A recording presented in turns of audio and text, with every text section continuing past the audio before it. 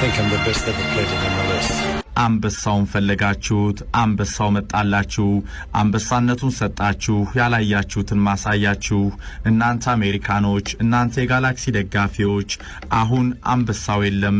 አንበሳው ንግስናውን አሳይቶ እግር ኳሳችሁን ወሮ አድምቆ ሄዷል።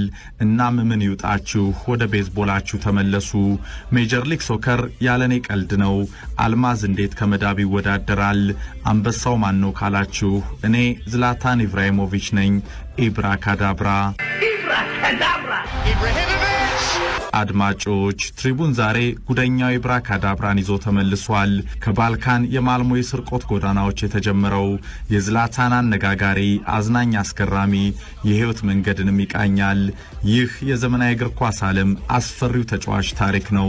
አንዳንዴ ፉትቦልን እንደ ካራቴ የሚጫወተው ሲፈልግ ሻኦሊን ኩንጉፉ ስታይል የሚያደርገው ሌሎች በሜዳው መፈጸም የሚሳናቸውን በቀላሉ የሚከውነው ዝላታን የአሜሪካ ሜጀር ሊግ ሶከርን ወሮ አድምቆ ባርናቆት አፍ የሚያስከፍቱ ጎሎችን አስቆጥሮ ተለይቷል። እርሱ አወዛጋቢ ነው፣ እንደፈለገው የሚናገር ከኔ በላይ ማናለ የሚል ደፋርና ተናጋሪ እንዲሁም አዝናኝ። ሰዎች ለኔ ጥሩ ሲሆኑ እኔም ጥሩ ሆናለሁ፣ መጥፎ ሲሆኑም መጥፎ ሆናለሁ፣ ችግር የለብኝም። አንዳንዴ መጥፎ ሰዎችን ስጋፈጥ ደስ ይለኛል። ማን እንደሆንኩ አሳያቸዋለሁ ካሉ እነርሱ እንዳይመጡ እኔ ያሉበት ድረስ እመጣላቸዋለሁ። የዝላታን ኢብራሂሞቪች ዓለም።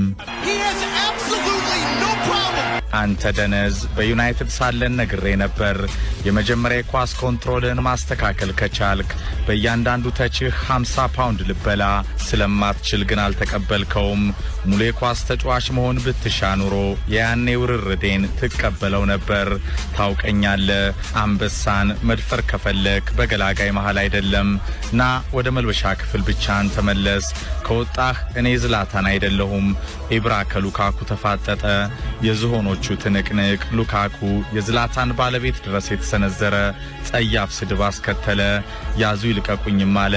ሞቶ የከረመው ሳንሲሮ ደርቢን ያነቁት ሁለቱ ኮከቦች ቤተሰቦቼ ልጅ እያለው ፍርሃት ሲሰማቸው እኔ አልጋ ጋር መተው ነበር የሚተኙት። ያኔ ጥሩ እንቅልፍ ይይዛቸዋል፣ ምክንያቱም ጠባቂያቸው አንበሳ ከጎናቸው ስላለ ነው። በልጅነቴ እናቴ ከሰው ተደባድቤ ከመጣው ስጋቷ ከኔ የተጣላውን ልጅ ምን አደረገው ብላ ነው።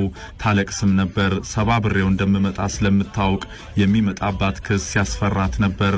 አንድም ቀን ዝላታን ይሸነፋል ብላ አስባ አታውቅም።